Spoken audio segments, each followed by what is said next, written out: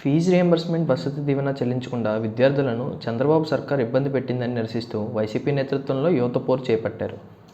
ఈ కార్యక్రమాన్ని రాష్ట్ర వ్యాప్తంగా 12న నిర్వహించారు. అయితే యువత పోరును సీరియస్గా తీసుకోకుండా కొందరు నియోజకవర్గ ఇన్ఛార్జీలు మరెవరికో బాధ్యతలు అప్పగించారు. కొందరు నియోజకవర్గ ఇన్ఛార్జీలు యువత పోరులో పాల్గొనకుండా కుటుంబ సభ్యులకు అప్పగించి విదేశీ పర్యటనలకు వెళ్లినట్టు జగన్కు సమాచారం అందింది. రాష్ట్ర వ్యాప్తంగా యువత పోరు ఎలా జరిగింది, ఎవరెవరు పాల్గొన్నారు తదితర అంశాలపై జగన్ నివేదిక తెప్పించుకున్నారు. కొన్ని నియోజకవర్గాల్లో ఇన్ఛార్జీలు పాల్గొనలేదని జగన్కు సమాచారం అందింది. దీంతో ఆయన సీరియస్ అయినట్టు తెలిసింది. చాలా కాలం నుంచి ఈ కార్యక్రమం విషయమై చెప్తున్నామని, అయినా సీరియస్గా తీసుకోకపోవడం ఏంటని మండిపడ్డట్టు తెలుస్తోంది. అలాంటి వాళ్లకు భవిష్యత్తులో టికెట్ ఇచ్చే విషయమై ఆలోచన చేయాల్సి ఉంటుందని జగన్ హెచ్చరించినట్టు సమాచారం. యువత పోరులో పాల్గొనని నియోజకవర్గ ఇన్ఛార్జీలు పక్క పార్టీల వైపు చూస్తున్నారా, లేక వాళ్ల మనసులో మరేదైనా ఉందా అని అధిష్టానం పెద్దలు ఆరా తీస్తున్నారని తెలిసింది. కొందరు ఉద్దేశపూర్వకంగా కార్యక్రమంలో పాల్గొనలేదని జగన్కు నివేదిక అందినట్టు సమాచారం.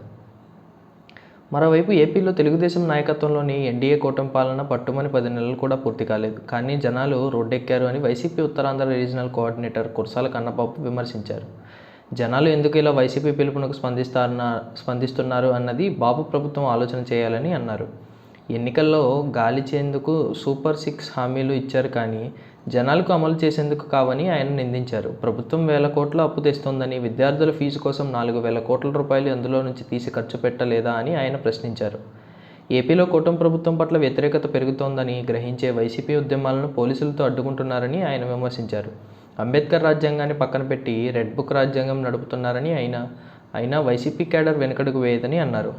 ఉత్తరాంధ్రలో వైసీపీకి పూర్వవైభవం తీసుకుని ఇస్తామని, ప్రజల మద్దతు కూటగట్టుకోవడం ద్వారా పార్టీని వచ్చే ఎన్నికల్లో గెలిపించుకుంటామని ఆయన చెప్పారు. వైసీపీ ఇచ్చిన యువత పిలుపునకు ఉమ్మడి విశాఖ జిల్లా నుంచి అన్ని నియోజకవర్గాల్లో నేతలు కదిలారు. నిరసన కార్యక్రమాలలో పాలు పంచుకున్నారు. ఇది పోరాటాలకు ఆరంభం మాత్రమే అని, ముందు ముందు మరిన్ని ఉద్యమాలు చేస్తామని వైసీపీ నేతలు చెబుతున్నారు.